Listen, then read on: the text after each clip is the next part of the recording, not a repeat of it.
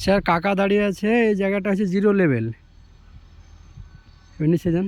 এখান থেকে রিজেভেল টাইনা কেন? হ্যাঁ, বলতে থাকো রিজেভেল টাইনা কেন ওখান থেকে? এই জায়গাটা স্যার জিরো লেভেল, এইখান থেকে লেভেল আমরা টানলাম। টানতে টানতে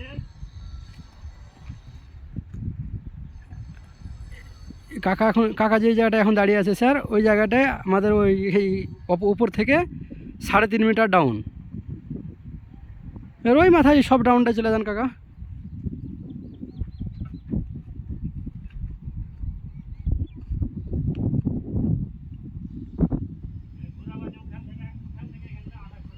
হ্যাঁ,